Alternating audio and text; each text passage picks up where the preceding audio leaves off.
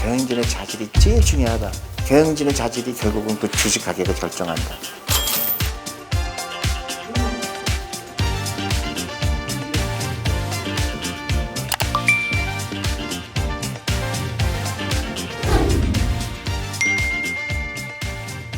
주식을 거의 전업으로 하는 친구한테 야, 내가 이런 분을 만나는데 뭘 좀 물어보면 좋을까 했냐 그랬더니 맞다는 거예요. 딘지 대표님 말씀이. 대표님 말씀이 다 맞고 다 맞는데 근데 문제는 일반인들은 경영진에게 접근할 길이 아주 굉장히 제한되어 있는데 조니 같은 분은 그런 분들을 만날 수 있기 때문에 이게 일반인으로 차이가 있다고 얘기하더라고요. 그거는 아니에요. 그렇지 않습니까? 그렇지 않고요. 제가 만나서 가는 게 아니에요. 그러니까 사람들이 놓치는 것뿐이에요. 그 중요성을. 중요하다고 생각하지 않았기 때문에 놓치는 거예요. 예를 들어서 인터넷에 다 나와요. 그 CEO가 어떤 사람인지, 그다음에 그 회사가 종업원들을 어떻게 다루는지, 그 회사가 자회사를 어떻게 갖고 있는지. 사람들 관심을 안 보였기 때문에 그런 거예요. 기사에도 그렇고 인터넷에 다 나옵니다. 그리고 제가 이제 기업 중에서 가장 제가 샀다가 팔았던 경우들이 뭐냐면 막 우리 개인도 제가 얘기하지만 부자처럼 보이지 말라고 하는 거 있잖아요. 네네네. 근데 이제 회사가 잘 되는데 갑자기 사옥을 막 몇천억 두고 짓는 때 그때 저는 팔아요. 골프장 사도 골프장은 당연히 팔고 그다음에 사옥을 막 의리하게 질 때 경영진의 자질이 제일 중요하다. 그래서 결국은 주식 가격을 전하는 거는 경영진의 철학이다. 그 닉하고 윌리라는 분이 이제 멘토라고 하셨는데 인사이트를 준 부분에서 좀 말씀하셨잖아요. 멘토라고 하시는 데는 투자를 어떻게 하는지, 주식을 어떻게 보는지, 그리고 그 나라를 어떻게 보는지, 한 나라에 대해서 이 나라는 잘 될 거다 안 될 거라는 그런 판단 기준이 되게 신선한 거죠. 보통 사람들이 생각하는 훨씬 더 예를 들어서 이런 거예요. 기업 방문하러 가면 웰리라는 사람은 일하는 사람을 봐서 이렇게 쳐다봐요. 이 사람 뭐 하고 있나. 근데 주식 투자하는 걸 보고 이 사람 투자하고 싶지 않다 그러는 거예요. 기업을 볼 때는 그 기업이 어떻게 운영되는가 그게 더 중요하거든요. 그러니까 장부 속에 없는 것들이요. 예를 들어서 제가 회계사를 했으니까 제가 이제 담당하는 회사가 한국 회사도 많았잖아요. 미국 회사도 있지만. 그러면 예를 들어서 어떤 기업이 있는데 한국에서 감사가 나온다. 근데 어떤 기업은 그 감사가 나오는 거를 정말로 준비를 열심히 하는 기업이 있고 어떤 기업은 골프장 예약을 하는 거예요. 접대를. 예. 그래서 그런 기업은 제가 다 팔았죠. 근데 그게 너무너무 잘 맞았어요. 맞아요. 근데 제가 스쿼드에서 배운 거예요. 2000년에 뉴욕 특파원이 스쿼드에 찾아가서 인터뷰를 했더라고요. 그때 도덕성 얘기를 하셨어요. 앞으로 많은 사람들이 한국 주식을 살 거다. 근데 정말 중요한 게 도덕성이다. 도덕성을 이렇게 강조를 하시죠. 존 리 씨는 이 회사 총자산 400조 원의 100분의 1이 넘는 5조 원의 투자 책임을 맡고 있습니다. 연봉 200만 불이 넘는 펀드 매니저로 성공할 수 있었던 것은 고객의 돈을 자신의 돈보다 소중히 하라는 회사의 요구대로 엄격히 도덕성을 지켰기 때문입니다. 제 개인적인 욕심이 있으면 고객보다도 자기가 더 이득을 취할 수 있는 기회가 있을 수가 있거든요. 근데 미국 같은 데서는 그걸 알기 때문에 철저하게 미연에 방지하고 그다음에 그걸 어겼을 때 엄청난 처벌이 따릅니다. 존 리 씨는 한국이 지금 중대한 고비를 맞고 있다고 말합니다. 타이완, 한국, 싱가포르, 홍콩 그 중에서 우리가 계획을 좀 더 확실하게 남에게 보여줄 수 있고 도덕성 회복이 있다 그러면 저는 투자하는 가운데 서 있는 입장에서 보면은 엄청난 외국 자본이 한국에 들어갈 거라고 확신하고 있고요. 경영적인 도덕성이 있는 게 중요하냐면 주주들의 그런 신임을 얻잖아요. 그럼 시가총액이 올라가잖아요. 그럼 부자가 돼요. 그게 전혀 관계가 없는 거지만 결국은 그게 결정을 해요. 망한 회사들 봐보세요. 다 도덕성의 결이에요. 신기하게도. 시가총액이 막 꾸꾸러진 것도 다 도덕성이에요. 대표님이 기업 지배구조 개선에 대해서 관심을 많이 가지셨던 것 같더라고요. 네, 왜냐하면 이게 대한민국의 미래를 결정하는 거거든요. 기업 지배 구조가 좋다고 하는 게 무슨 뜻입니까? 그 기업 지배구조는 여러 가지 의미가 있는데요. 예. 제일 중요한 투명성이죠. 투명성이에요. 이 회사가 정말 뭘 하려고 하는지, 이 사회가 뭘 하는지 깜깜이 대부분이죠. 한국은 회장님이 결정하잖아요. 우린 당연시적이잖아요. 근데 이 사회가 어떤 역할을 했는지, 뭘 반대했는지, 뭘 의논했는지 아무도 몰라요. 그리고 이 회사가 하려고 하는 게 뭔지 잘 몰라요. 그 다음에 대주주가 또 이상한 회사 세워서 또 자녀들하고 했는데 돈이 새가는 거예요. 그러면 그 회사의 시가총액은 쪼그라들 수밖에 없어요. 시장이 신뢰를 안 하잖아요. 그러면 펀더멘탈이 나빠지게 되고 시가총액이 작아지게 되고 그 회사 경쟁력은 잃어가는 거예요. 그러면 장하성 펀드 같은 경우는 어떻습니까? 그 같은 경우는 기억이 정확한지 모르겠습니다. 2008년에 시작을 해서 12년에 청산한 걸로 되어 있더라고요. 그리고 장하성 펀드의 의미가 컸던 것은 많은 사람들이 인정을 하는데, 그렇다면 장하성 펀드가 과연 그럼 성공했느냐라고 그렇게 물어본다고 그러면 어떻게 대답하실까요? 그거는 성공을 어떤 걸로 따지느냐죠. 그러니까 성공했다는 얘기는 예를 들어서 돈을 많이 벌었느냐. 그렇게 그러니까 많이 벌었어요. 벌었는데 중간에 들어온 사람은 손해 볼 수도 있었지만 대부분이 돈을 벌긴 했어요. 그때 제가 따져보니까 돈을 벌지는 못한 것 같더라고요. 수익률 그때. 아니 그러니까 그게 그러니까 처음에 들어온 사람은 돈을 벌었는데 나중에 때는 좀 이렇고 그다음에 이제 그런 건 있었죠. 우리가 청산을 결정을 했어요. 예. 왜냐하면 왜 청산을 결정을 했냐면 한국은 아직 이르구나. 그 민두가 기업 지배 구조를 얘기하기에는 좀 그 시기상조인 것 같다. 그리고 제가 다른 일을 해야 되겠다 생각을 했어요. 그래서 저 회사에다가 얘기해서 이제 펀드를 없었으면 좋겠다 얘기를 해갖고 그래서 하게 된 거고, 그런 쓸데없이 논쟁을 일으키고 싶지 않고 거기에 한국 준비가 아직 안 됐는데 굳이 할 필요 없다고 생각. 지금은 어떻다고 보세요? 별 차이가 없죠. 기업주 입장에서도 다 단기 투자하는 사람들만 있는데 뭐 지배구조 좋게 할 이유가 없죠. 그게 이제 악순환을 낳는 거죠. 그래서 저는 이런 개인 투자가들이 많이 늘어나고 젊은 사람들이 늘어나고 아이들 자금이 들어가는 게 이게 더 빠른 길이라는 생각을 하는 거죠. 그럼 스튜어드십 코드를 가지고 기업 지배 구조를 좀 개선하는 거는 현재로서는 유효한 방법이 유효하죠. 유효한데 반드시 그렇게 해갖고 되는 게 아니라 저변할 때가 더 중요하다. 그리고 이제 아실 거예요. 이제 돈이 많이 이런 코스피에 들어오게 되면 시가총액이 늘어난다는 게 어떤 의미를 가지고 있는가. 그러니까 예를 들어서 어떤 기업이 만약에 시가총액이 30조다. 그게 무슨 의미가 있는가. 근데 미국에 있는 회사는 50조예요. 경쟁력에 차이가 생기게 돼 있어요. 30조인 회사와 50조인 회사는 경쟁력은 50조가 훨씬 더 큰 겁니다. 테슬라가 왜 경쟁력이 생기겠어요? 테슬라는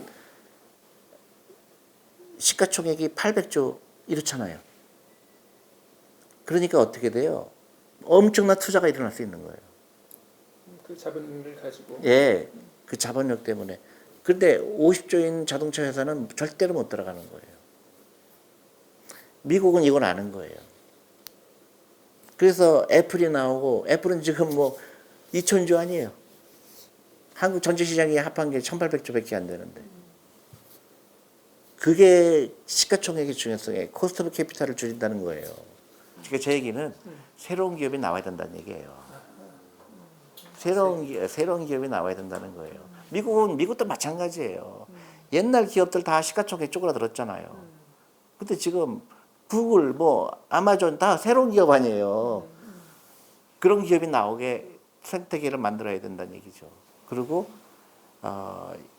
기관 투자가 비중이 높아야 돼요. 그래서 국민연금도 좀 한국 비중을 더 늘려야 된다고 봐요. 그래서 한국 주식시장이 이제 돈으로 넘쳐나는, 그렇게 되면 이제 제일 중요한 거는 M&A가 일어나야 돼요. M&A. 네네. 그게 그러니까 구글이나 애플이나 자기 자체가 개발한 거 별로 없어요. 다 사오잖아요. 유튜브도 샀고. 네. 한국도 젊은 사람들이 아이디어를 가지고 창업했을 때 대기업이 주식을 교환해서 사가야 돼요. 하셨는데 사실 귀국하신 다음에 일관된 메시지를 제시하신 거잖아요. 그런데 작년에 엄청난 대상승장이 없었다면 이 정도의 울림이 있었을까요? 그것도 그럴 수도 있죠. 예. 만약에 이게 거꾸로 갔다 그러면 또 엄청나게 또 비난을 받았겠죠. 그래서 1,400 갔는데 뭐 900이 됐다. 그러면 또 난리가 났겠지. 그럼 작년 3월에도 계속 사라 이런 메시지를 발신하셨던 건가요? 엄청나게 떨어졌을 때. 그럼요. 아니 저는 그 2,000대 때도 얘기했고 1,500대도 얘기했고 저는 무조건 사서 뭐하라. 근데 기억이 나요. 그 어떤 방송국에서 저를 이제 실황으로 요새 막 주식이 막 그냥 막 매일매일 막 폭락을 하니까 와서 얘기해달라고 그래서 그날이 최악의 날이었어요. 근데 막 방송국에 있는 한 사람도 막 패닉을 하고 막 나를 그래서 제가 물어봤어요. 저기 얼마큼 투자했어요? 그랬더니 투자 안 했대. 그래서 근데 뭘 걱정해요? 그래서 되게 신기하게 느꼈어요. 그래서 투자 안 했는데 뭘 그렇게 걱정해? 그랬더니 그게 습관이에요. 그래서 사람들 주식 투자를 이렇게 보는 거구나. 그래서 방송국에서 오늘도 사라, 오늘 많이 사라 그렇게 얘기했는데 댓글이 그냥 난리예요. 그냥 그 부정적인 게. 근데 그걸 보면서 이게 정말 그런 투자를 안 해봤구나 사람들이. 내가 이제 IMF 때 한국 주식이 막 폭락할 때 월스트리트에서 저를 엄청나게 초대를 하는 거예요. 와서 얘기 좀 해달라고. 한국에 사고 싶은데 모라토리엄 갈 거 같냐 안 갈 거냐 그것만 얘기해 달라는 거예요. 한국이 그렇게 멍청한 나라가 아니다. 모라토리엄 절대로 안 간다. 그랬더니 막 난리가 난 거예요. 한국 주식 사겠다고. 그게 이제 경험이 많은 기관 투자가들이. 외환위기 때도 그렇지만 글로벌 금융위기 때도 주가가 엄청 빠졌다가 결국은 다시 올라왔잖아요. 작년에도 그럴 거라고 생각하신 건 아닌가요? 그러니까 그렇죠. 경험들이 축적. 그렇죠. 그리고 한국 회사가 비싸지 않다.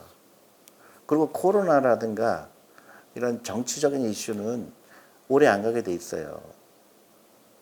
그거는 회사 레벨로 봤을 때는 코로나라는 게 뭐 1년 갈 수도 있고 2년 갈 수도 있고 3년 갈 수도 있지만 좋은 회사를 싸게 살 수 있는 기회가 온 거거든요. 삼성전자 아직 안 도망가잖아요. 코로나 때문에. 삼성전자 벽지도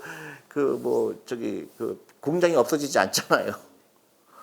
근데 가격은 반이 됐다 그러면 나한테 엄청난 박앤세일 한 건데 이제 3개월 보거나 1년 본 사람들은 그게 두렵죠. 대표님 성함을 치면 연관 검색어로 맨 먼저 뜨는 게 사기꾼이거든요. 왜 그런 일이 있다고 생각하세요? 이제 그런 거죠. 이제 저하고 생각이 다르게 하는 사람들 많죠. 리딩방을 하는 사람들. 또 뭐 증권에서는 싫어하겠죠. 샀다 팔았다 하지 말라 그러니까. 또 우리 경쟁사들도 싫어하겠죠. 왜 저 사람만 왜 저렇게 잘난 척하고 인터뷰하고 그럴까. 적이 있을 수밖에 없죠. 또 사격 학원들도 좋아할까요? 대표님 말씀을 달갑게 안 들을 사람들이 꽤 있네요. 그렇죠. 또 커피 사 먹지 말라 그러니까 또 커피숍 주인들은 좋아할까요? 대표님 공격하는 사람들 중에 메리츠 코리아 펀드가 실적이 별로 좋지 않다. 그러니까 대표님이 말씀은 아름다우나 현실은 그렇지 않다. 이런 식의 주장. 그건 참 얄팍한 공격이에요. 그게 주식 가격이 올라갔다 내려갔다 하잖아요. 근데 우리가 2014년에 펀드를 만들었는데 15년의 성과가 너무 좋았어요. 다른 코스피에 비해서. 그때 많은 사람이 들어왔어요. 근데 계속 떨어졌어요. 그게 불과 3년이에요. 근데 그때 계속 사라 그랬잖아요. 지금 2014년부터 지금까지 갖고 있었으면은 한 85% 수익이에요. 근데 자기가 손해본 기간만 얘기해요. 그리고 그거를 집중적으로 공격을 해요. 그럼 내가 5년 동안 투자해서 85% 벌었다. 그런 얘기는 안 해요. 공시 자료도 이렇게 꼼꼼히 보면 숫자 말고 다른 정보들도 좀 있잖아요. 뭐 이제 그런 거죠. 이제 대주주가 그 주식을 팔았다든가. 이제 더 중요한 거는 대주주가 정말 주식 가격이 올라가는 걸 원하는지. 그렇지 않은 사람도 있습니다. 그럼요. 상속기 때문에. 어떻게든지 주식 가격을 낮추려고 노력을 하죠. 근데 그런 거는 사실은 어떻게 보면 범죄예요. 제가 이제 궁금한 건 일반 주주들이 보통 사람들이 그렇게 공시 자료가 나오면 그런 것들도 그거 봐야 하는지. 아니요, 그러니까 저도 안 봐요. 저도 거의 안 봅니다. 공시. 네, 왜냐면 공시를 했다는 거는 이미 퍼블릭 인포메이션이잖아요. 근데 그 전에 이미 주가는 이미 움직이고 있어요. 근데 공시를 보고 내가 투자하고 말고를 결정하는 게 아니거든요. 내가 그 회사를 투자할 때는 F라고 할 거라고 그래서 투자하는 적은 없어요. 그보다 더 근본적인 게 있죠. 왜 F라고 하려고 그럴까? F는 왜 현대라고 하려고 그럴까? 근데 그 당시 한국신문은 정확하지가 않았어요. 그때 블룸버그에서는 여러 회사에다 연락했다 그러거든요. 네. 근데 한국신문은 현대하고만 하는 것처럼 보도가 나간 거죠. 그래서 저는 디테일은 모르지만 이렇게 주가가 올라가는 일은 없는 것 같은데. 근데 이제 사람들은 그런 이벤트 가지고 투자하는 거는 그런 정보가 아니고 그런 정보는 너무 많아서 문제예요. 그러면 F라고 할 거니까 사고 F라고 안 할 거니까 팔고 그런 건 아니죠. 현대자동차 살 때는 이 현대자동차가 10년 후에 정말로 이 많은 역경을 겪고 정말로 훌륭한 회사가 될 거냐 아닌가의 판단이지. 그러니까 예를 들어서 내가 이 회사의 가치가 만약에 주당 3만 원이에요. 내가 가치가 3만 원이라고 생각했어요. 근데 지금 2만 5천 원이에요. 근데 막 오르고 있어요. 그러면 그냥 사는 거예요. 내가 이 회사를 사는 이유는 2만 6천 원에서 3만 원 될 거라고 생각해서 사는 게 아니거든요. 3만 원 가치가 있기 때문에 사는 거예요. 3만 원, 그런데 3만 원에 사는 거예요. 근데 2만 5천 원 살 수도 있고 3만 5천 원 살 수가 있죠. 근데 내가 이 사는 이유는 10년 후에 30만 원 될 거니까 사는 거예요. 근데 그 타임이 그렇게 짧은 기간을 생각하는 사람은 그 손을 못 대죠. 못 사요. 올라가면 올라가서 못 사고 싸면 또 싸서 못 사고. 그래서 그런 마켓 타이밍이라고 그래요. 팔지 않는다고 하고 그런데 보통 사람들이 생각하기에는 조금이라도 쌀 때 사는 게 더 낫지 않느냐. 당연하죠. 근데 그걸 알 수가 없기 때문에. 알 수가 없기 때문에. 그렇게 알 수가 없는 거를 맞추려고 사람들 노력을 하는 게 그게 굉장히 비상식적인 거죠. 그렇게 실패하는 거죠. 너무 미친 듯이 오르고 있다. 그러면 이때는 사지 말자. 뭐 그럴 수는 있어요. 예를 들어서 뭐 상한가로 뭐 매출을 친다. 그러면 자 내가 사고 싶긴 하지만 그래서 우리가 테슬라 같은 거 안 사거든요. 예, 예. 너무 많이 그래서 이거는 좀 우리가 너무 too 리스키하다. 이제 그럴 수는 있어요. 근데 그게 우리가 뭐 800불인데 700불 되면 사자 이런 게 아니에요.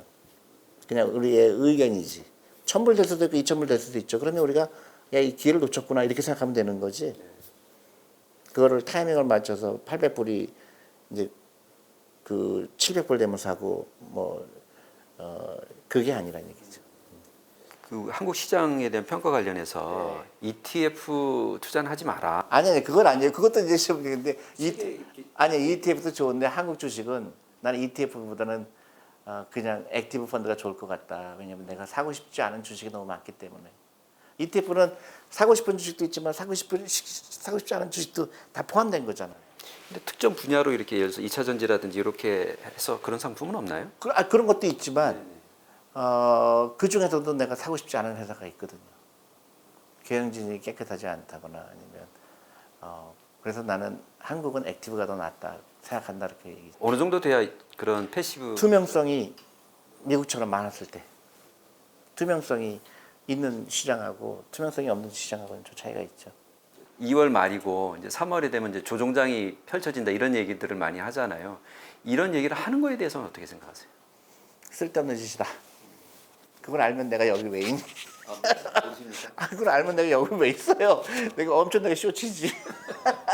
그 종목을 추천하지 않으시는 거로 돼 있잖아요. 혹시 분야에 대해서도 추천 의견 주지 않으십니까? 아니, 그러니까 저는 그런 얘기 많이 하죠. 앞으로 돈 벌 때는 헬스케어다. 헬스케어 분야, 그 다음에 그런 뭐 우리 전기차 분야. 그런데 돈을 많이 벌 거다. 인터넷 플랫폼, 엔터테인먼트. 그 BBIG 그거네요. 네. 네. 그러니까 헬스케어는 이제 바이오하고도 좀 관련돼 있고. 그럼 뭐 그다지 새로운 의견이 없어. 내가 새로운 얘기 그 사람 나는 그 새로운 얘기가 아니라니까요. 이게 테크닉이 아니에요. 부자가 되는 거. 대표님 메시지에 대해서 사람들이 구체성이 떨어진다. 당신은 전문가이기 때문에 쉬울지 몰라도 우린 너무 어렵다. 이렇게 얘기들을 하잖아요. 혹시 그런 분들이 공부를 안 한다고 생각하지는 않으세요? 아니 그게 아니라 주식 투자의 근본 이유를 잘 아직도 이해를 못 하시는구나 그런 거죠. 저는 주식엔 전문가가 없다고 생각해요. 저도 전문가가 아니에요. 평범한 투자가일 뿐이지. 왜냐면 전문가라는 게 있을 수가 없어요. 왜냐하면 전문가가 있으면 의사는 암을 진단하게 되면 당신 위암입니다 얘기하잖아요. 주식은 그게 아니에요. 같은 전문가라는 사람들도 펀드 매니저가 전문가잖아요. 펀드 매니저도 이 회사 파는 사람이 있고 사는 사람이 있잖아요. 전문가가 없어요. 그러면 그 중에 정말 현명한 투자가는 누굴까? 기다릴 줄 아는 사람, 경험을 이용할 줄 아는 사람, 이 회사를 정말로 이해하는 사람, 그 사람들이 승자인 거예요. 근데 사람들은 그렇게 생각을 안 해요. 전문가는 다 모든 걸 알 거라고 생각을 해요.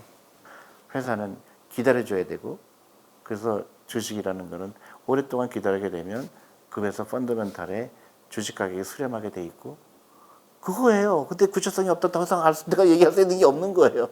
내가 뭐 이 회사 사라 말라 할 수 있는 것도 아니고 다 얘기한 거잖아요. 경영진의 자질을 봐라.